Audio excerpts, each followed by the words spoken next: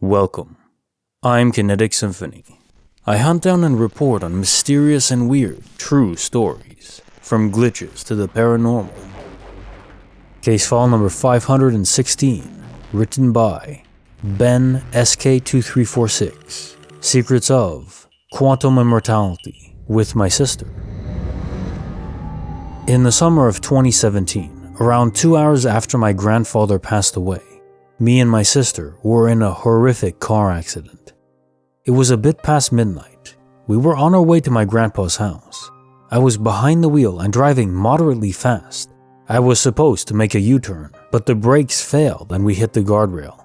The front of the car was demolished and both of us were badly injured. I believe I lost consciousness for a few seconds, and when I woke up again, I looked at her and saw blood all over her face and realized that she too had lost consciousness. She was slowly coming to when I squeezed myself out of the window and went to the other side to get her out of the car. Her door was stuck just like mine, so I couldn't get her out. People started to gather around and called 911. The firefighters came and removed the door and finally brought her out of the car. When the ambulance was taking us to the hospital, I was having the longest déjà vu of my entire life. I knew which hospital we were going to, even though nobody told me. I knew how the interior of the hospital looked, somewhere I've never been before. I even knew the name of the doctor who was supposed to stitch me up, someone that I've never met before. It's weird because as soon as me and my sister were alone and could talk to each other, she told me about how she feels like she's been there before and was feeling déjà vu the whole time. It might seem normal for people who've suffered head trauma to experience these kinds of things and read too much into something that isn't actually there, but it's a lot more weird than it seems at first glance. I believe that both of us died on that timeline, but for some reason our consciousness switched into a parallel version of ourselves in another universe. And the constant feeling of déjà vu was because of our consciousness setting into the bodies of our alternate selves, with the original consciousnesses still present, which caused the feeling of experiencing everything twice. Now here's something truly bizarre. There was a song called Zalem by Mohsen Shavosi, which our mom loved and listened to almost every day. Even when my mom didn't play it, my older brother would. It was kind of a signature song in our home back in 2005 to 2007 and 8. So a few months after the crash, I was having a conversation with one of my co-eds about music. She was, without a doubt, the #1 fan of Mohsen Shavosi, to the point that we used to call her Shavoshist. She was talking about her favorite Shavosi song, and I just remembered all those years of listening to Zalem. I said, "Yeah, he's a good singer. My mom loved Zalem. She used to play it on repeat until someone became sick of hearing it." She frowned, looking confused, and asked me about the song that I just mentioned. She said that he doesn't have a song named Zalem. I thought maybe I got the name wrong, so I sang the chorus. She shook her head and again said it's not Shavoshi's song. She named Farok as a singer. I swore that the song I used to listen to was Shavoshi. His voice is unmistakable. There's no way I'd be wrong about that. So she asked me to send her the song.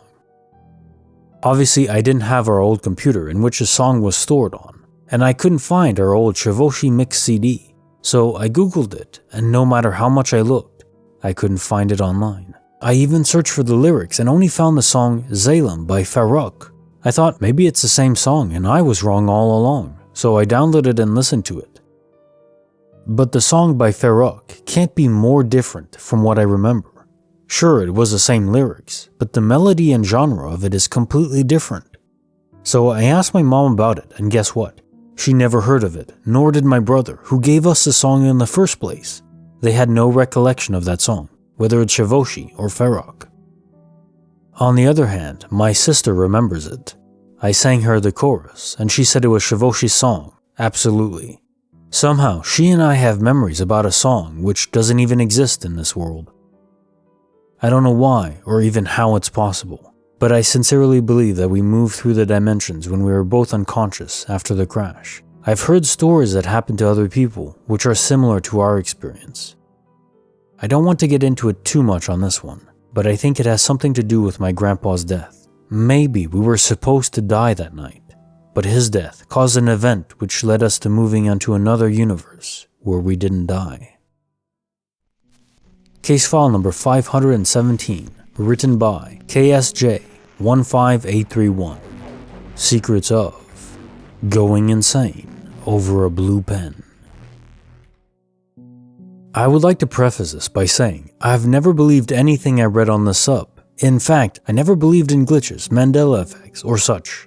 Today, however, something happened, and it is driving me insane. This happened on the 12th of January, Wednesday, which is the day I'm posting this. 2 days ago, I bought some pens on my way to college. 4 pens, blue, red, and 2 black pens, sealed inside a package. Once I got to class, I tore the package open and messily pulled out a single blue pen.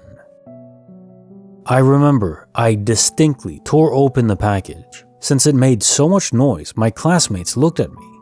After the class was finished, I tossed the pen and the package into my backpack separately because the package was basically useless after I tore it open.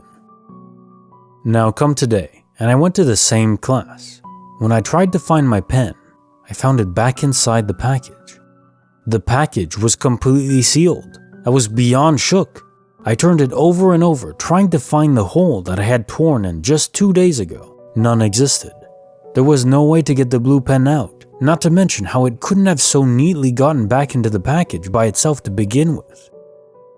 This has been driving me crazy. I know I'm not crazy because the thing that I wrote with my blue pen still existed in my notebook. It couldn't have been a different pen since I literally did not own a single pen for 2 years, ever since most schools went online. And there were just those 4 pens in my backpack. I even turned my backpack inside out, trying to see if there was another blue pen, but nope, just 1 pen. The pen broke out of the package twice. I'm going insane. I've been obsessing over this. I can't stop thinking about how crazy it is. I live alone. No one could have placed those pens in my backpack. Creepy file number 6, written by Anonymous. Secrets of tap, tap, tap. This happened last summer. It was around 11 p.m. and I was sitting at my dining table typing away on my final paper for the semester. Behind me sits my kitchen and a big window that overlooks my backyard. This backyard was surrounded completely by a 6-foot vinyl privacy fence, and inside that fence was a little garden I'd been working hard on. Lots of cute flowers and a little pond. I was proud of it and would leave the blinds open so I could take in all my hard work during the day. I was caught up in my paper that was due by midnight, and since it was late, the dogs were snoozing away nearby. My concentration was broken by a very sudden, very loud, and very deliberate. I froze completely, and it dawned on me I'd never closed my blinds. All my interior lights were on, and we know how that works. Whoever was tapping could see me perfectly, while I could barely see outside at all. Weirdly and inconveniently enough, my dogs, who normally bark at the slightest noise, were still sound asleep. It took me about 5 minutes to muster the slightest ounce of courage to turn my head just enough to see the window in my periphery, only to hear a loud crunch and another couple of taps, just a little bit lighter. Nope, to hell with that, no need to look. The last thing I needed was to see a face pressed up against that window. To my left was a door to the carport, which led to the backyard. The handle was within arm's reach, and I wouldn't have to look at the window to open it. I called my dogs, and they jumped up as soon as I turned the knob. I guess the watcher realized what I did. About 30 seconds passed, and I heard a couple more crunches, then a very loud thud. If you've ever heard a vinyl fence being smacked against, it's a bit distinctive, and I knew they'd jumped it. My dogs finally went nuts, and I ran to the window near the thud. Lights off and blinds closed there, thankfully. I caught a quick glimpse of a leg disappearing behind the corner of my neighbor's house. I stayed up until dawn with my metal baseball bat and one of those giant, sharp grill forks. With the fence and dogs, I always felt safe. How they got back there so quietly, I'll never know. I've lived here my whole life and never had anything happen, so this has shaken me. Whoever that was wanted me to know they were there and definitely wanted my attention. I've since installed multiple cameras and motion lights all around the perimeter of my house. It's been quiet since. I feel better, but that illusion of safety has all but disappeared. Case notes, creepy file number 6.